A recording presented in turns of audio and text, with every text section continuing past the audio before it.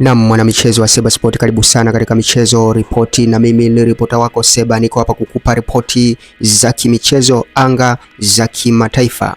Jana kulikuwa na michezo ile ya mwisho ya kundi katika michuano ya UEFA Champions League, na timu 8 zimeshakata tiketi ya kwenda katika hatua ya 16 bora.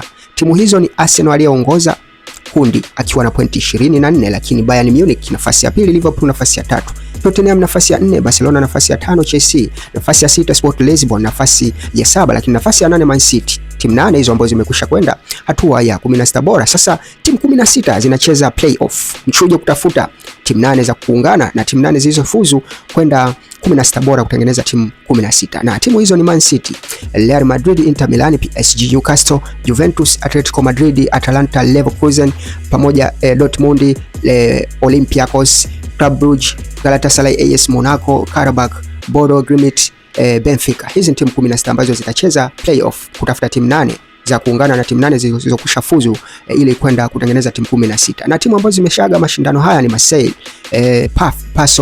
Pafos, USG, PSV, Atletico Bilbao, Napoli, Copenhagen pamoja na Ajax, Frankfurt, Slavia Praha, Villarreal na Cairo. Hizi timu ambazo zimeaga mashindano katika michuano ya CAF Champions League. Lakini nikikutajia kidogo kwa ufupi timu ambazo zimeshinda hapo jana, timu kubwa ambazo zimeshinda hapo jana ni pamoja na Barcelona akishinda 4, Arsenal akishinda 3, Inter Milan akishinda 2 ugenini dhidi ya Dortmund, huku Tottenham pia akishinda ugenini dhidi ya Frankfurt, lakini Liverpool akishinda nyumbani 6-0, Man City akishinda nyumbani 2-0, lakini Chelsea akishinda ugenini 3-2, Bayern Munich akishinda ugenini 2-1, huku PSG akilazimishwa sare na Newcastle ya 1-1. Hiyo ni UEFA Champions League. Lakini tukio la kuvutia hapo jana ni goalkeeper wa Benfica, si mwingine bali ni Anatoly Tribin, ambaye alifunga goli kwa mtindo wa kichwa, mpira wa faulo ambao alitoka golini wakiwa wanaongoza magoli 3-2 zidi ya Real Madrid, na